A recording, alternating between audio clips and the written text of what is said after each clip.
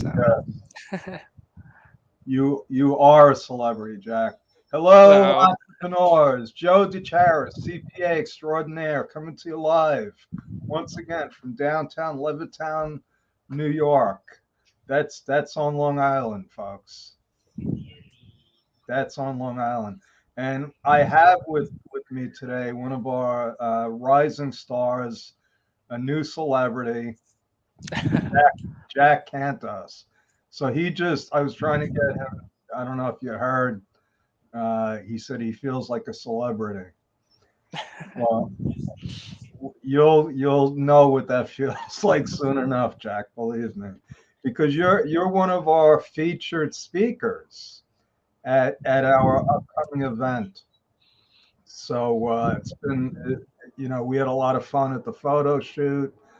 I didn't know a photo shoot was like a full day, but it was good. It was great to meet you and have a chance to network with you and get to know a little bit about you. And today we get to know each other a little bit more, along with anyone else who is watching. So if you are watching, if you can, put in the post hashtag live. And if you're watching the replay, hit hashtag replay.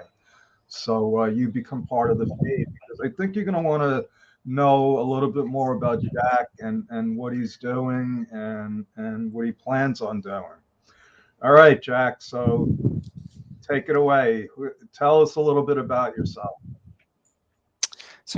I'm an owner of UpCloud Accounting. So basically, I'm the founder. And what we do is we basically cater local and international clients. So we've been helping Philippine-based companies to do their taxes, to make sure that we help them register their business if they are a startup, or if they are not a startup. We also help them to renew their business license here in the Philippines.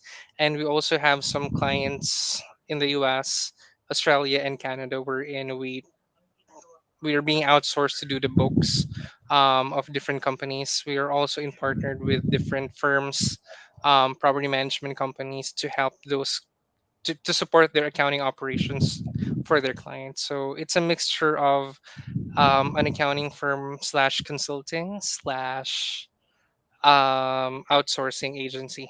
Yeah, So interesting. it's a mixture of So those. that Yeah. that tells me a lot about your business, which it sounds like you're doing a lot. I saw a picture where you must have a huge team, but you didn't really tell me anything about you. Uh, because so how many people are on your team right now? Currently, I'm managing 19 people right now. 19 people. That's quite a few people. I know personally, it's not that takes a certain level of entrepreneurship, and you look like you're too young to be managing 19 people. So I how feel did too you, old right now. what did you start when you were like four? You started doing accounting when you were like four, right? I think and I feel that I've been doing accounting since I was four, but no. It actually started when I had this dream. It's because my parents can support me to school, so that's why I had to work a little early. I guess you've heard about that during the photo shoot that we had before. So then I had after my first job, which is being part of the service crew with McDonald's when I was 16. I Oh wait, you worked at switched to work. McDonald's? I did when I was 16. I was So did first I. first year college back then. Oh, nice. Yeah, right when I started college. Yeah, same thing. Yes.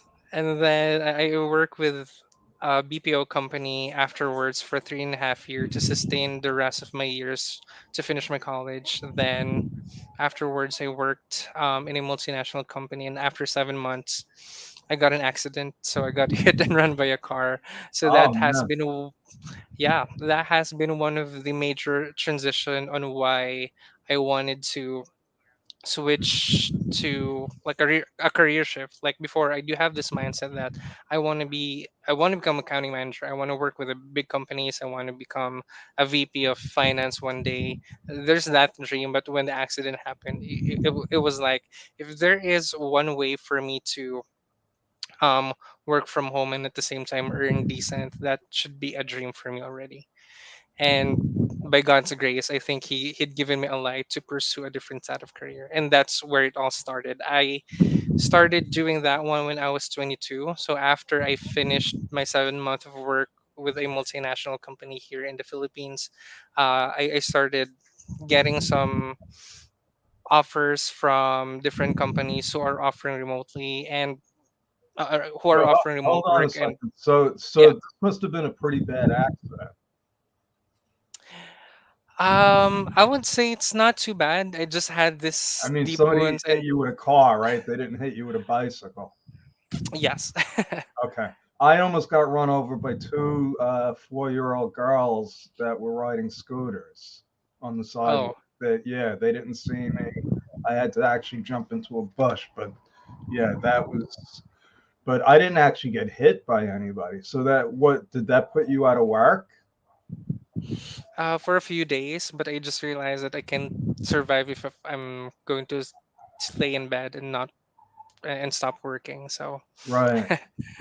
So so what happened? You started getting freelancing offers. it was crazy because I didn't even know that that was already an act of freelancing. I got an offer from our an online agency wherein they're offering me to work an accountant for a certain client. Then apparently after like a year or so, that client became a partner. So I had this engagement with that client and up until now. So it's been like 5 years. So there's that transition we're So in. Yeah, I you used to didn't. work. Yeah. I'm sorry. You said we got a bunch of people watching. I know Agnes is here. Alfie. Uh, Hey. yeah. Uh, Everybody else just says Facebook group, but I'm pretty sure Marianne is here because it says "Let's go, everyone," and that sounds like Marianne. Uh, but you said something. Uh, you said you were working remotely, right? But you didn't know that that was freelancing. Okay. Because I say the same. I said I've been free. If that's freelance, I've been freelancing since almost since the day they let you work remotely. I got so yeah. So now, so that was a full time remote position, all That was a full-time remote position back then. right? Okay. Before the relationship shift into more of like a freelance type and a partner type of setup. Okay. So you became partners with your client.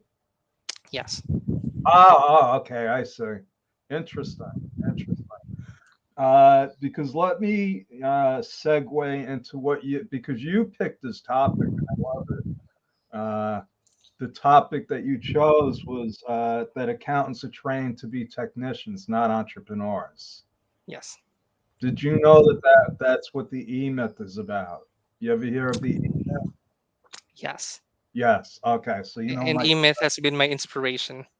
because my and you'll meet her, Susan Shepard. She's going to be at the event in October. She actually worked for Michael Gerber for 3 years. Wow. Yeah. So she brings, she teaches every week. She has a management class. But yeah, so I tell people I'm an entrepreneur that just happens to have a CPA license. So that's why when I saw this, I was like, oh, Jack thinks like me. So what turned you from an accountant, a technician, into an entrepreneur? Sorry, what was that? Could you repeat the What question? what turns you? Like, what's the at some point you got to start saying, uh, you know what? I got to start working on my business instead Yes. of in my business. I got to start paying attention to our relationships. I got to motivate people. I got to you got to lead people. What was the uh, Like, did it just happen? I mean, did you consciously say I'm an entrepreneur?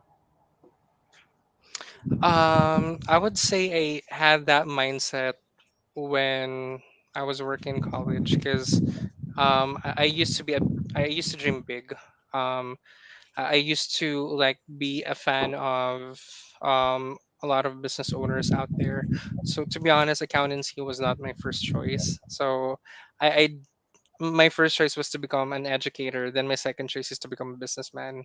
And it's just that my mom says that like it's quite hard for you to achieve your financial goal if you're going to pursue education here in the Philippines. And then why not take business course? And I was like, Mom, what kind of business course should I take? Why not take accounting? Because my mom used to study as used to become an accounting student, but she never finished college. Oh, So wow. yeah, so that has been inspiration, and I thought that was easy. So I was like, okay, and I think that's So you one of took the mom's fastest way. advice. You took I mom's took advice. mom's advice, and I didn't knew that I there's a lot of sleepless nights entailed with it. So it was a crazy experience. But for some reason, I on the first like 3 years of my study, I was a bit I was regretting it a little bit. It's because the subject was too hard. But I guess as I involve myself and as I study more about accounting, I just realized that this is like the fastest way, one of the fastest way in order for you to be in touch with business people, in order for you to have that connection that I would probably not have if I've taken a different course. So that has been the dream. And afterwards, since of course I knew that my parents can't support my education, I was like, okay. I've started to do like financial analysis for myself, financial planning. I was like, I don't think I can achieve um, my financial dreams if I'm just going to be employed. So right from when I was in college, when I've started working, I knew that was not for me. So that dream of being a businessman was something that has been planted years ago. It's just that I just need to find that courage and at the same time find that right skill in order for me to position to where I am right now. Interesting. Yeah. So I have a similar story, Jack. You know, my father, I say he tricked me into becoming a CPA when I was 17. Uh, and my dream, I remember when I was 10 years old, I ran a little casino thing in my driveway, and I made a couple of bucks. And I remember asking my mother, why do people have jobs? Why do they like go to work when you could just have a casino in your driveway and make money? Uh, yeah, and she said, I don't know why. So I said, well, so I think for people like us, it's planted. It's planted early on. Uh, so okay, so now you're in business. Now you have a partner. When do you start scaling? I think I started scaling on the sixth month of work that I have with that US based company that I just got hired after the accident. So when I realized that that contract with him is something that I can do um that I can do in lesser hours, but I get to pay more comparing Right, to my corporate job. That is the time that why don't I start to get like other clients to scale my income. right, That's the initial goal. I was only thinking of like I wanted to earn this amount of money at this age. Then eventually when things are getting smoother, I just realized that time that oh, I think I do have talent in leading people or in coaching people. So that's the time that I started to get one person to help me with the business, starting to talk to clients that hey, I wanted to try and pursue my accounting practice, and my client had accepted um, that kind of setup. Then that's the time that I've started to explore and market more as far as doing as far as doing accounting. So basically, I started with just the bookkeeping. I've started with working with American companies before I started scaling and handling local based companies. So Okay, so that's now, has but been the trend. now you're looking at this like, how can I get more clients? But at what point do you start taking people on? When I had my sixth client. Okay, So that was like, okay, this is too much. I'm not sleeping. I just work like 16 hours a day, uh, and I think it's time to like yeah. So um you were a business owner, and what I describe that as is you own your own job, and correct. that's where, and for most accountants, that's it. So and I bring this up because and I'll tell you about the United States. Out of over 30 million U.S. businesses, 26 million are still sole proprietors, single person operators. Mhm. That means basically they don't have anybody working with them. Getting to that first full-time person, a very small percentages of business even get there. Just getting to one and then getting to five is like a whole, that's like out of those 30 million businesses, that's 28 million or 0 to 5. You have 19. So you're like in a, I'm just telling you, so, it's a big accomplishment. It's a big accomplishment. It's a big responsibility because now you got to make sure that everybody gets paid every week, right? Correct. Okay. So how does that feel? I mean, you're a young guy. I mean, I didn't get to that point. I mean, I'm 63. So how do you deal with that? I mean, it is. What did you say when you got to your sixth client and you couldn't sleep anymore, right? Correct. How do you balance that now? Now you have a lot more than six clients. It sounds like you have some big clients. You got clients all over the world, right? Are you Correct. sleeping? Sometimes not. No, of course, I'm just kidding. I'm still sleeping. Sometimes, but the goal is like like probably a 30-hour work week, or could be probably less than that, 20-hour work week someday if that is achievable. But I'm actually on the point where I just wanted to keep on scaling. So sometimes there are moments wherein I need to work extra, of course, to make sure that the team are aligned, to make sure that all the process are well understood and all the expectations within the clients are, are being met. So yeah, it's a huge responsibility. I just need to make sure that I also grow other people as well, because if I just grow, which I had reached my ceiling like years back, wherein I just had the whole team of bookkeeper without leader, and I'm only the leader, and all the problems, all the complex are being funneled to me. I was like, I think this culture has to stop, and I just have to let go of doing things that I should not be doing if I wanted to move on the next stage. So I just had that mindset wherein I just need to like take the job or probably do the work and also make sure that the team are aligned, train somebody, grow the people, and eventually until the culture of the team are already with them, they could eventually teach somebody else. Then that's how it scales. So Yeah. basically, you just grow other people, and other people um, So will grow with you. yeah, yeah, we follow the same path. Only, I spent a lot of time and a lot of money to try to figure that out. So you're like way ahead of the curve. But I got a lot more questions for you, but people don't like to watch videos for a long time. So I want to get to the meat and potatoes.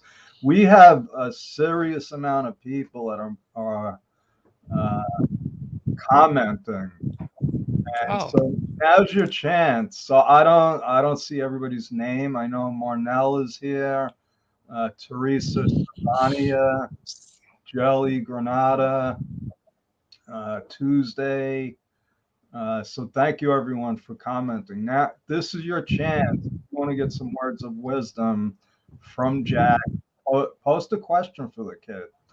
All right, he's obviously got something special going on. I've been around for a long time, and I don't get to meet that many people. Well, there aren't that many people like Jack. That's for sure. That's for sure. You could be like the Elon Musk of accounting. Do you know that? But no, you're definitely ahead of the curve. I like the fact that you do a whole variety of different services. In fact, yeah, I wish I didn't know that you do all the registrations and stuff because we're actually in the process of that right now, registering a subsidiary in the Philippines. But so that's one of the things you do, right? yes. Okay, that's good to know because our business, just like yours, the world's gotten a lot smaller. This international taxation there's a big need for it, okay? Because people in the Philippines want to do business in all the countries. So you're all, I refuse. I'm like, I got a hard enough time just with the United States. Uh, uh, but so nobody's got any questions for Jack. So tell me, because this is what interests me. One of the so I knew how to do accounting.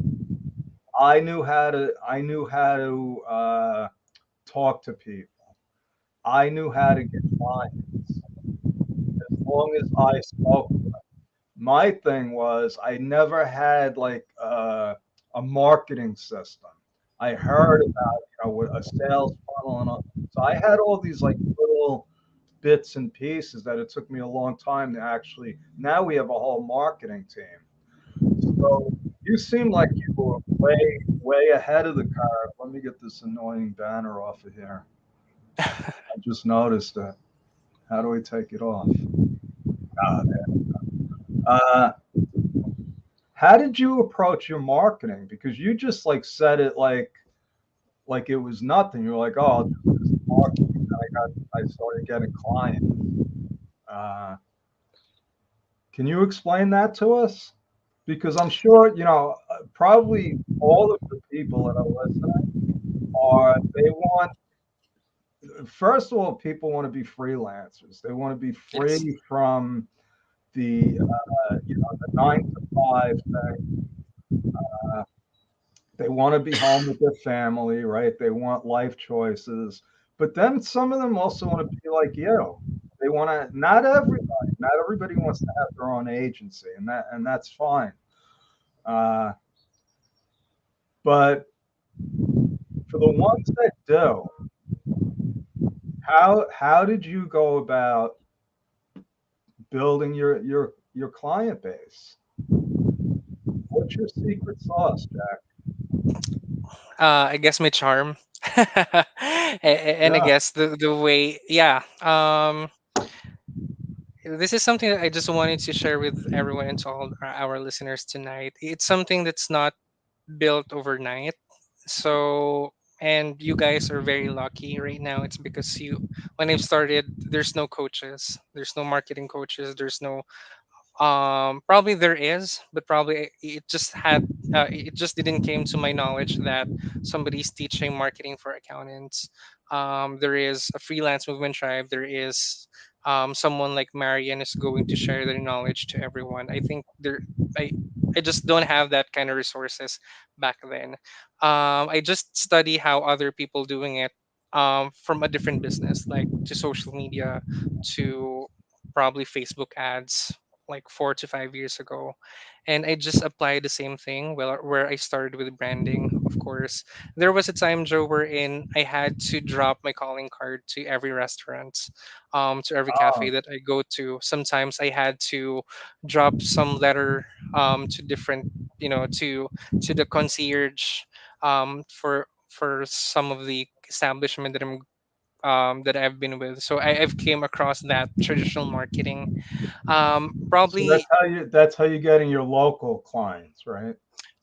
to be honest, I did not get any from those. Oh, So it, okay.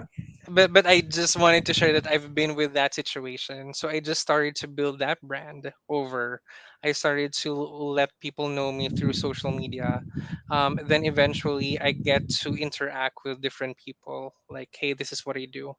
And as long as you're consistent about it, as long as you're offering the value, as long as you know that you're targeting the right people as well, that hey, you're talking to the people who needs accounting, who needs, who is stressed with the tax authority here in the Philippines, then you'll eventually get one client. Of course, it's not going to be your dream client, and eventually, as long as you stick with what you do things professionally, you'll get that word of mouth. Then eventually, when I got that word of mouth, and at the same time been through with different guestings just like this, so that skyrocketed my business, in just a short span of time. Then eventually I just keep on doing that. I just keep on guesting. I also attended some social networking events. I also do like, um I also joined some private organization like BNI, wherein I get to talk with different sets of business owner. Okay, So yeah, so basically, let me just cover because you said there's, I try to pick out the nuggets, but the first thing you said was it takes time. correct. And, for entrepreneurs, like me, we're not patient people. And I'm talking about in the United States. We're not patient, and it's not a good formula for success. So Correct. that's why, really it's a grind. It's a grind. It's a And great. I did the same thing as you. I did door to door, BNI, Latip, all the networking things. The funny thing is I hate networking. I'm like, I'd rather be at home in front of my computer doing, writing. But then you get somebody like, Marianne, and she's like, oh my gosh, some people are like that. But you also said, people are lucky now because there's coaches out there. There's, what did you call it? The tribe, that's John Pagalian, right? Yeah. So yeah, last time I was there, I attended a small event that he had, and you have Sherry Pineda and Right. Alfie and people like Marianne. So yeah, it seems like there's a whole, well, what does John call it? The movement. Yes. Yeah, it's really refreshing for me because it's like this small group of people, yourself included, are inspiring a lot of people.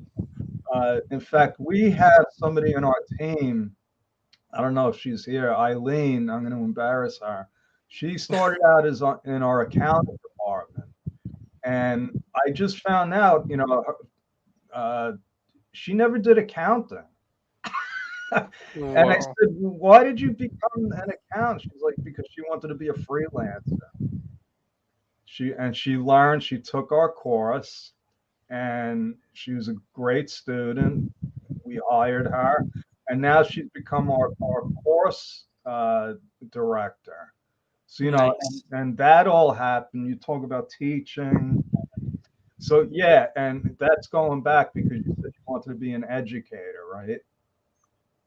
Well, you are, whether you realize it or not.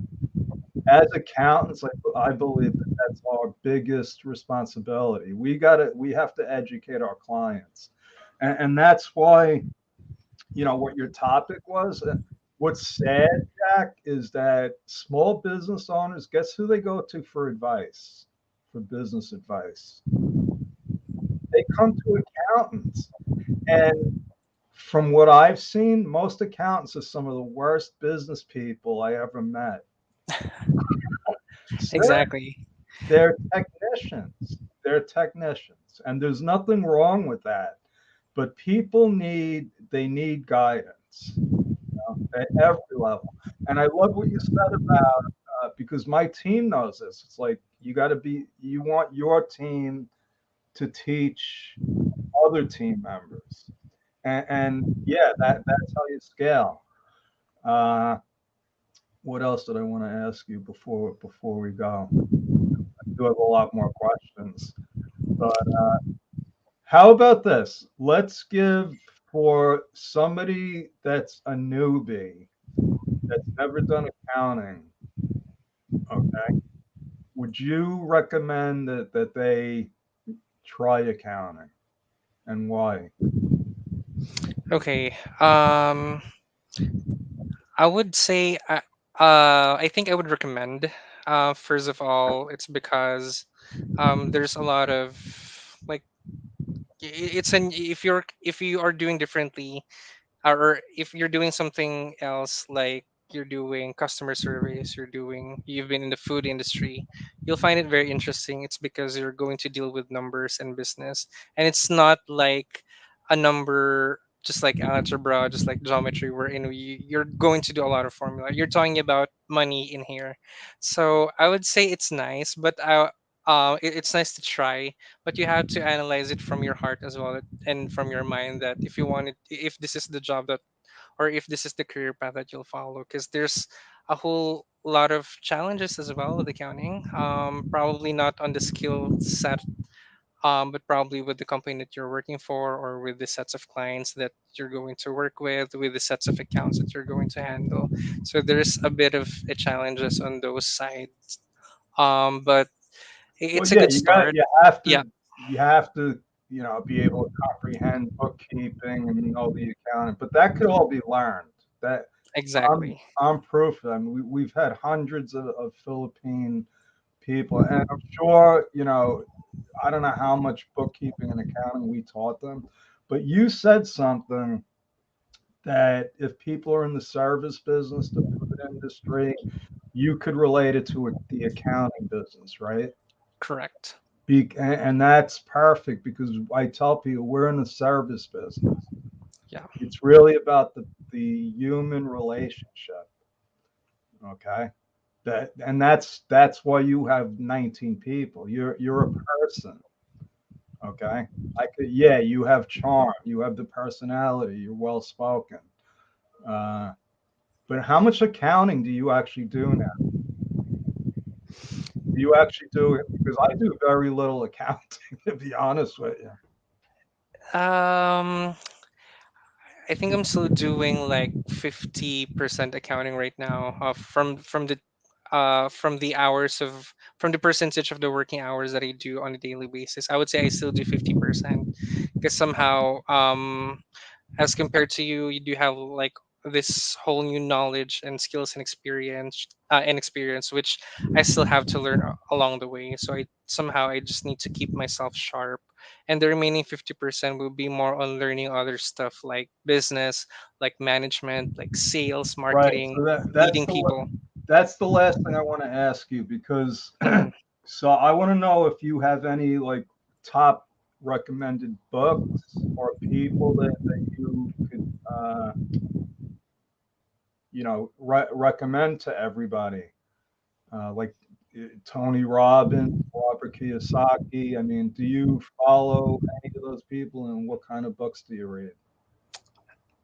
Personally, since I'm an agency owner, but that's not going to be applicable to some. Um, I'm a huge fan of Traction by Gino Wickman, fan of Clockwork by Mike Michalowicz, and with the recent book that I just finished reading a couple of days back, The E Myth, for accountants. So, because that's going to equip you with the whole new set of knowledge wherein you don't get to learn from school, especially when building business. Oh, so So they have the E Myth for accountants. Yes, just specifically for accountants. I have to get that. Thank you. I was looking for a new book to read, so I'll order Yeah. that one. So, all right, Mr. Jack Cantos, thank you so much. If so, again, if anybody has any questions that they think of afterwards, like most of the time, they'll they'll end the session and they'll say, "Oh, I should have asked Jack something." You could still post it in the feed, and that's why I ask people to respond, because when you post something, everybody that's in the feed will get it. So if you're watching the replay and you want to ask either Jack or me a question, put it in there. So Jack, any final words of wisdom? Any inspiration that you can give everybody?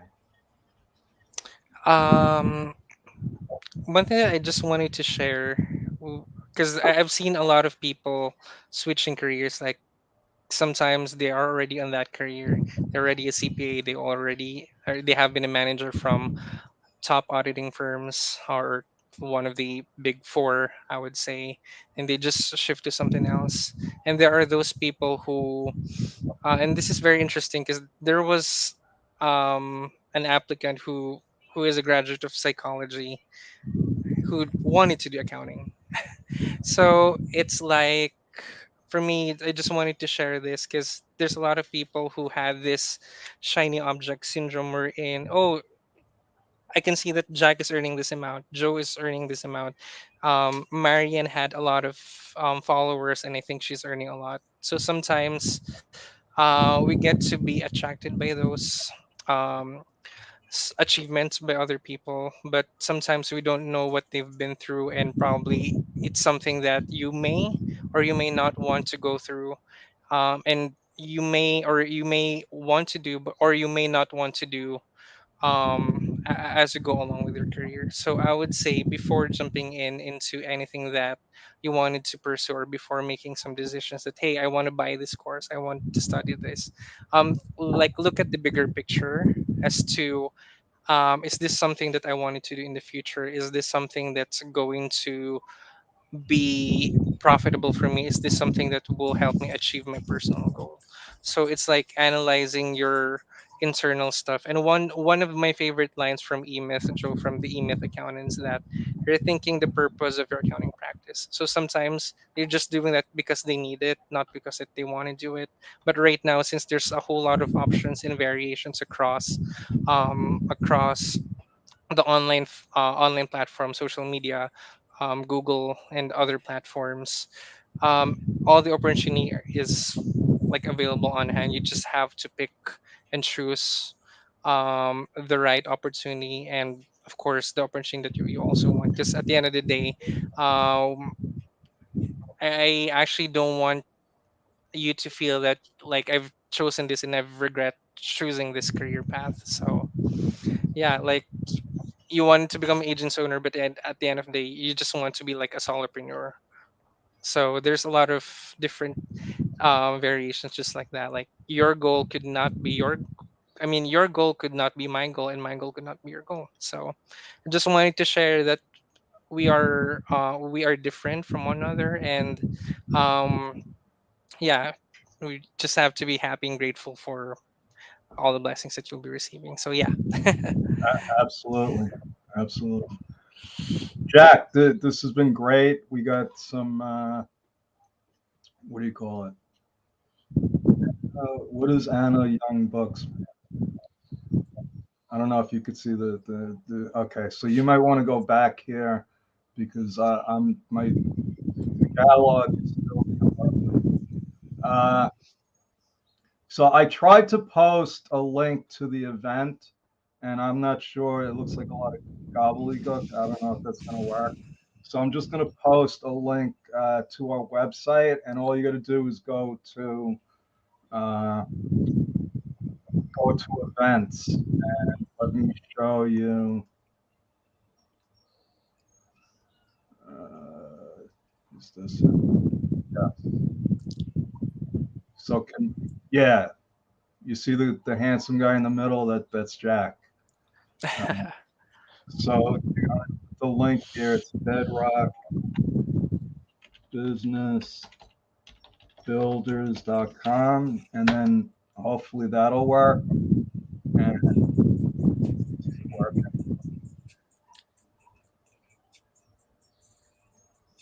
Yeah, I hope so. All right. If it doesn't work, then you can if just Google us. Google us. All right, Jack. Uh, God bless. Thank you for the words, and I'm going to go order my email for accountants now. Awesome. Thank you very much, Joe. It's been a All right. pleasure talking to you. All right. Take care, everyone. Take care, everyone. Thank you for listening.